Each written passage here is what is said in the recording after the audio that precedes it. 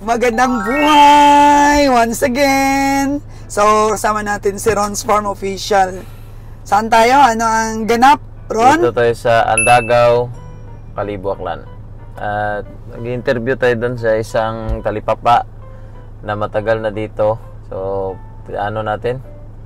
Tatanungin natin kung ano ba yung yung sitwasyon ng baboy, presyo, at kung malakas pa ba yung bintahan nila. Para ma-inspire tayo. Di ba? Tayo muna ang ma-inspire sa kwento ng pag-umpisa nila at sa pag-run ng business nila. Kasi malaking factor. Kasi sa pag-aaral kasi Ron's Farm Official, bago mo pasukin ang isang negosyo, kagaya niyan, gusto nating magkatay, di ba? Wala naman tayong alam kung paano natin i-market. So, kailangan gather muna kami ng information. Mag-ano muna kami research, market research. Samahan niyo po kami, mga kagandang buhay, para po sa mga gusto ding pasukin ang ventures na ganito. Nako, libre na. Libre na yung pag-aaral. Yeah! Hatid ng Source Ganang Buhay and Ron's Farm Official. Nood na, mga kagandang buhay.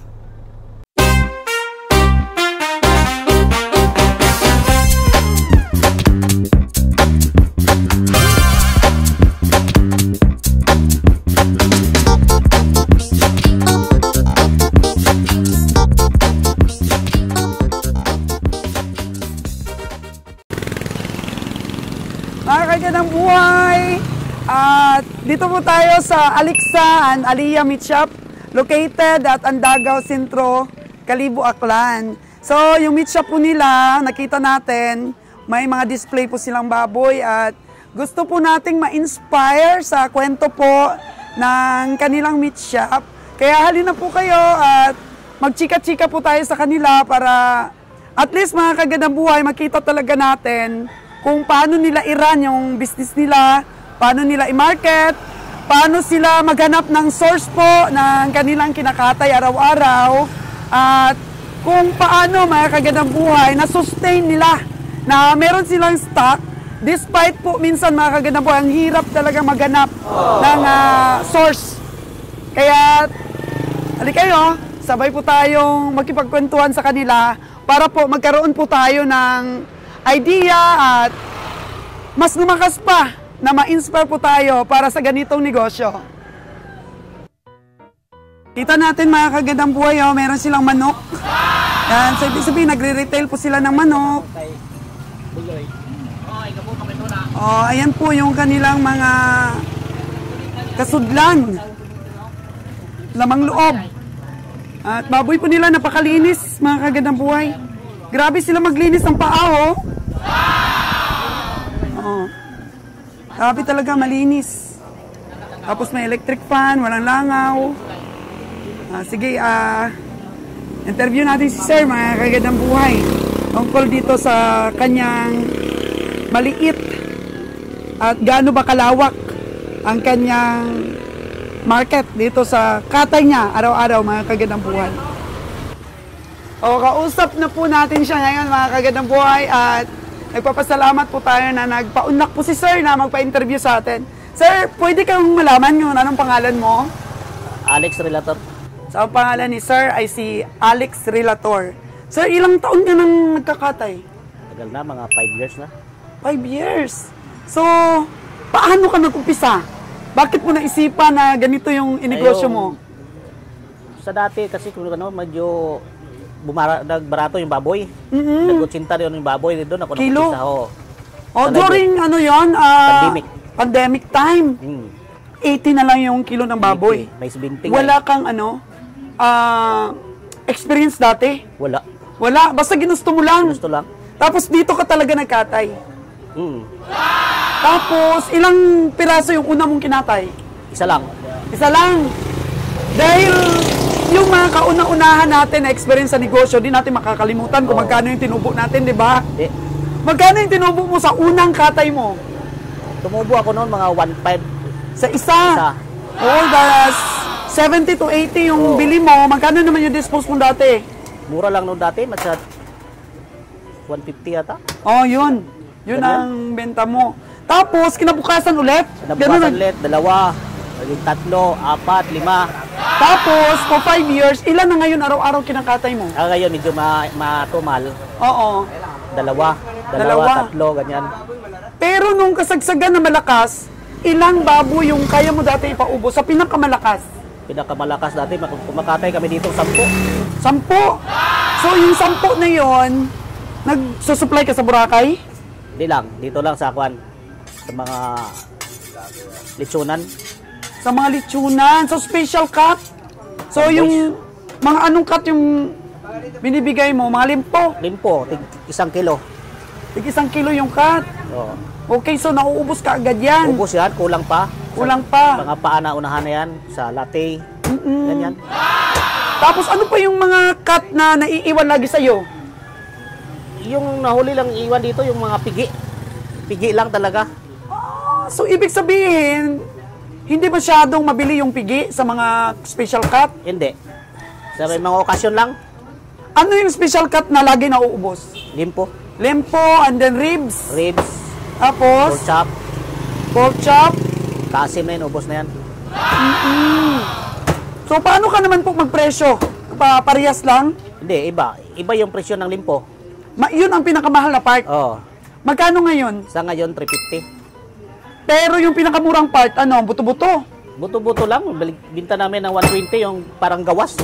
Pero yung paras, 280. Paras to 80. So, ngayon ba, ano, siyempre, ang baboy ngayon, may ASF, tuloy-tuloy. Oo, may meat inspector ka ba? Saan ka nagpapakatay? Slaughter. Sa slaughter talaga, so walang problema. So, yung iba kasi gusto private na katayan eh. Ay, hinuhuli dito yan. Hinuhuli. Hindi pwede dito mag-private ka. Hindi pwede. Pwede yan pagka meron kang meat inspector, meron kang lahat, kompleto. Ay, wala. Slaughter talaga. Slaughter talaga. So, ganun din ba sa ibang mga munisipyo? Oo, ganun din. Pero iba ko sa iba. Oo. Kasi doon sa Maynila, ang daming mga slaughterhouse eh. Pag dito sa Kalibo, bawal yung sa labas ako makatay. Dapat doon talaga nakadumadaan. So, halimbawa pwede maubos yung karne ninyo, anong ginagawa nyo? Pan lang, lagyan ng ice. Hindi kayo nagpa-process? Halimbawa, longganisa o... Ay, meron din ako. Meron din. So, sariling tuklas din ang mga Sarili ingredients? Oo.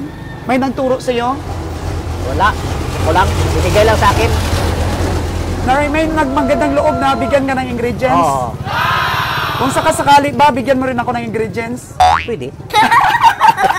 Di ba mga kagandang buhay? Meron po talagang mga negosyante na hindi po maramot sa mga ideas.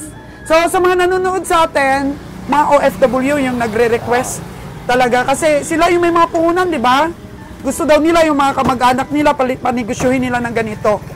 Ano ba yung, downside ng pagninegosyo ng ganito? Kasi hindi naman lahat ng oras ay maganda yung flow ng negosyo Oo, natin. medyo may Oh, ano yung downside nito? Wala lang. Halimbawa, pag medyo, kinabukasan ulit. Ganyan-ganyan lang.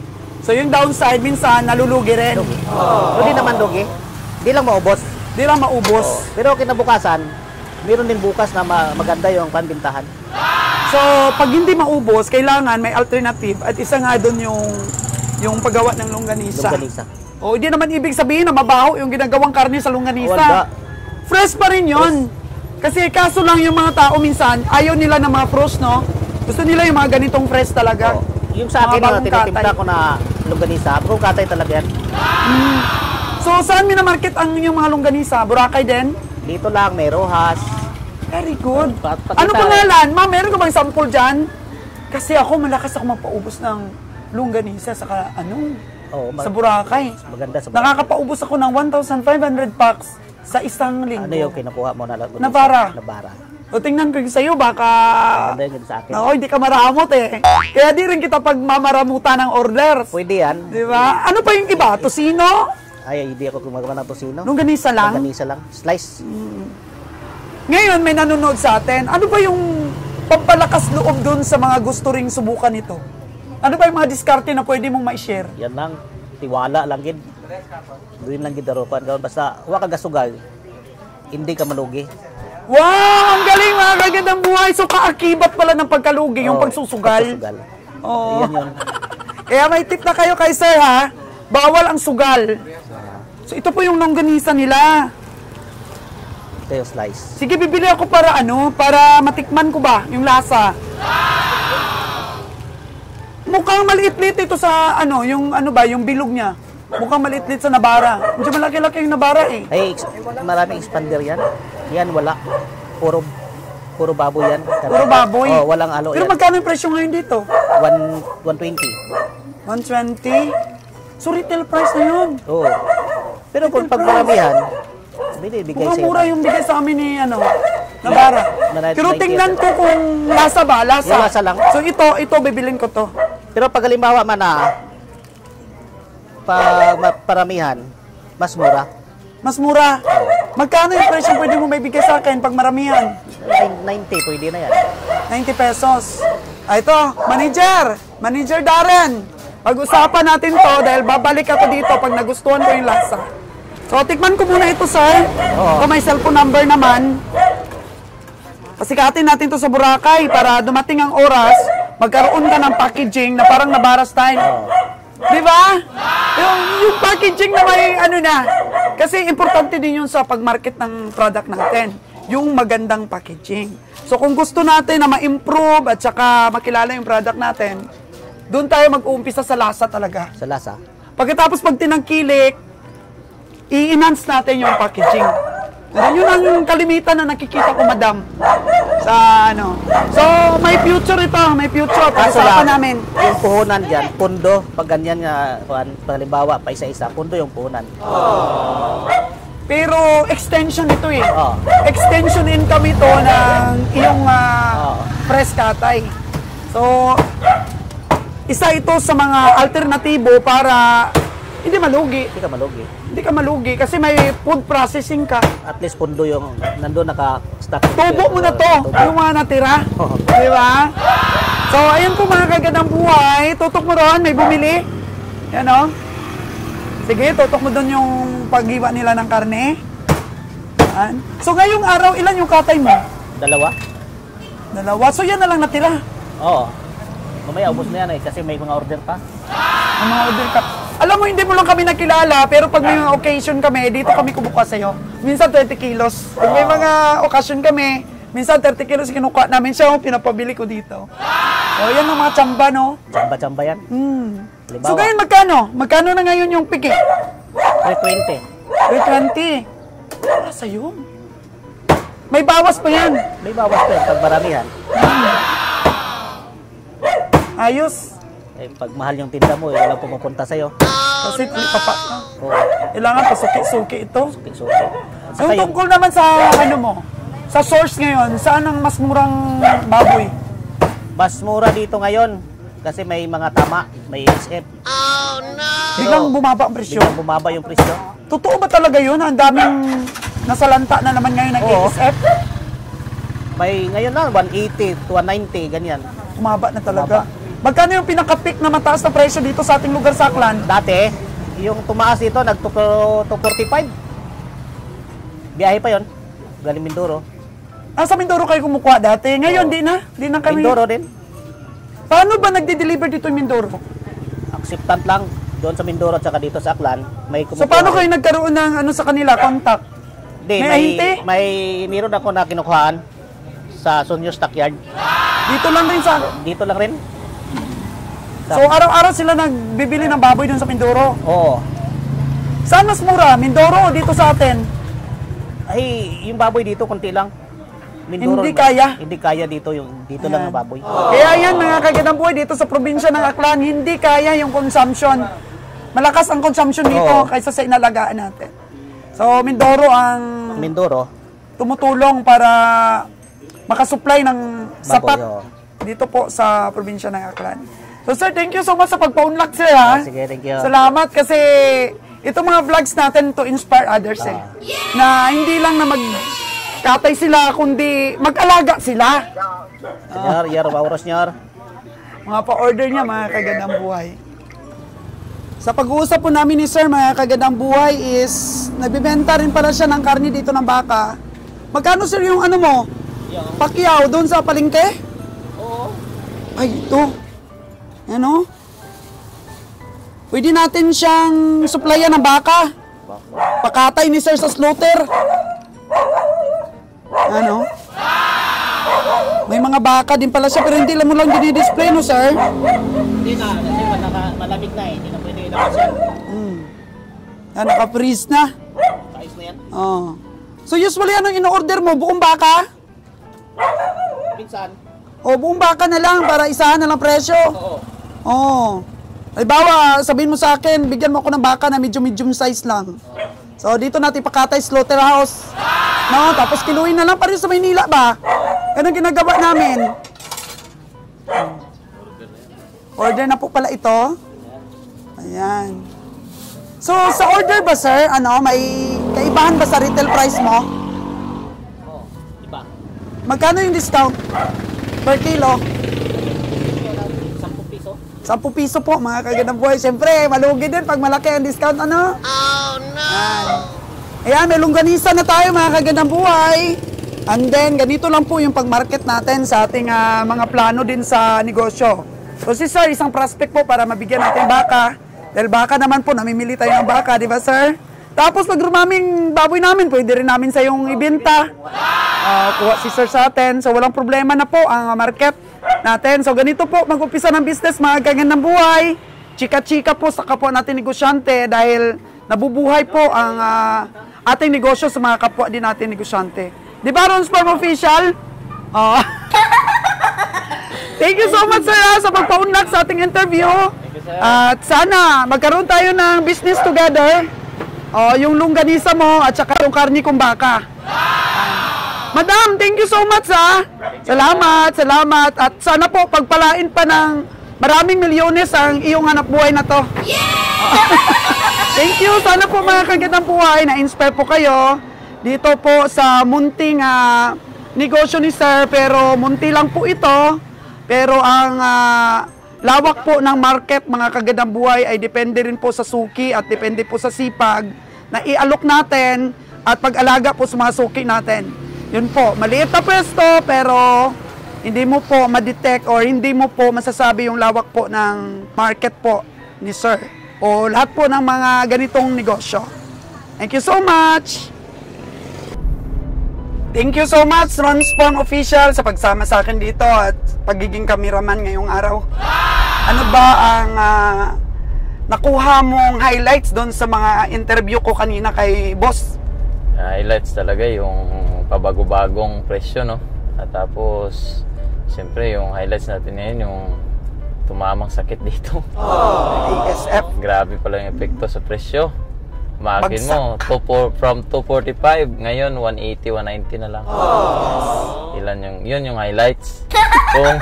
Kung negosyante ka at mautak kang negosyante, pwede mo yung i-take advantage talaga. Tutubo ka talaga na malaki dun. So, mga ano ka lang, hindi ka naman nag-aalaga. Pero sa mga nag-aalaga naman, sorry. Kasi Sorry talaga. napakahirap po noon.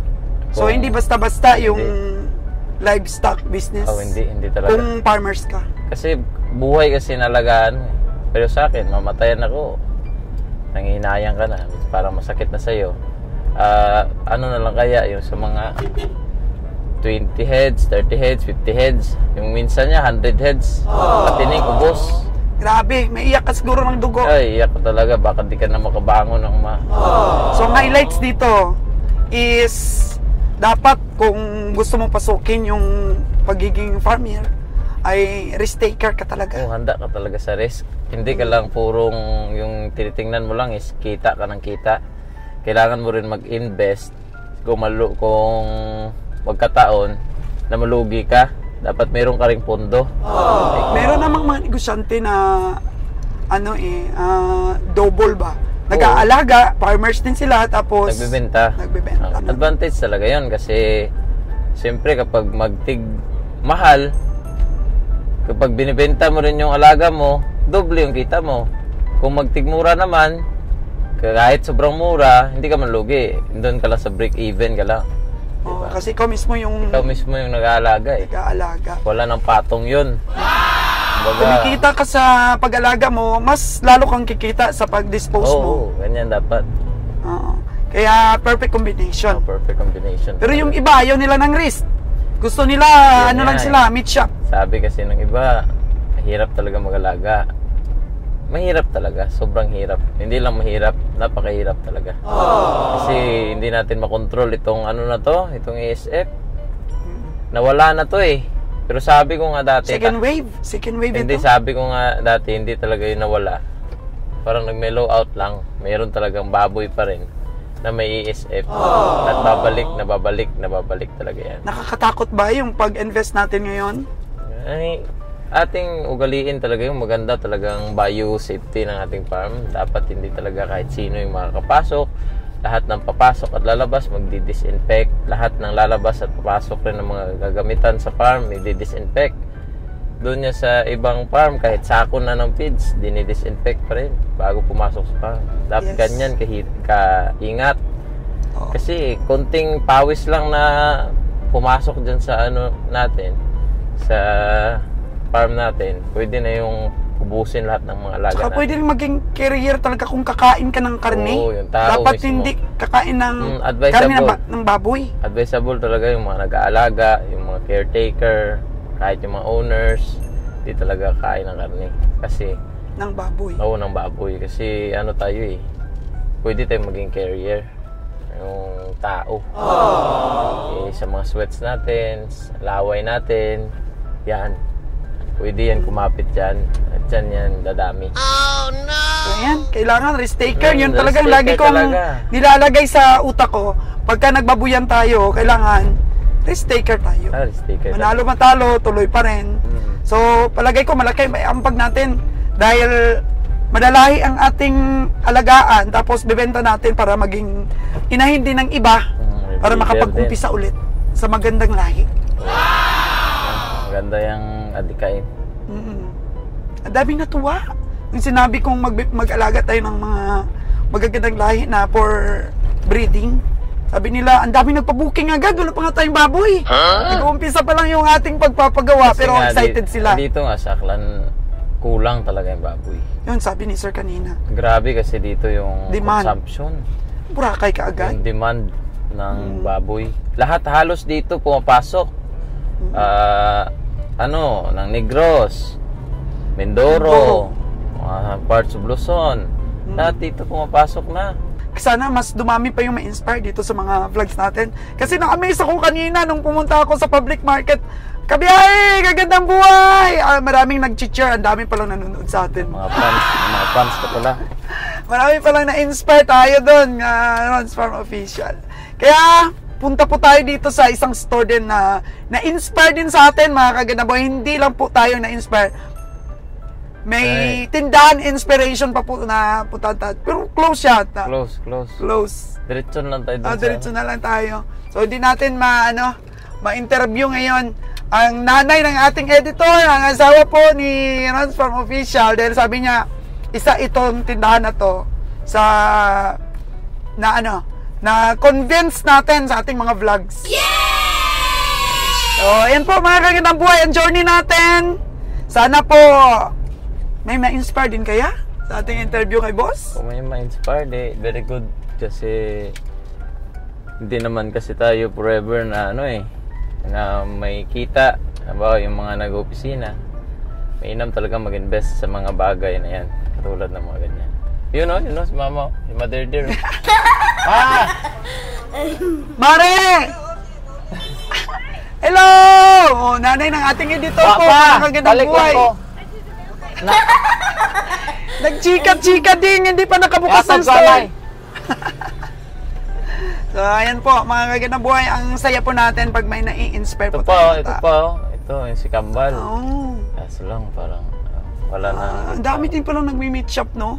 Dito. Marami rin yan. So, tayo sa Nabas, Ron's Farm Official, kunti lang talaga, sa palengke lang talaga, walang ibang meat shop, sa palengke lang talaga.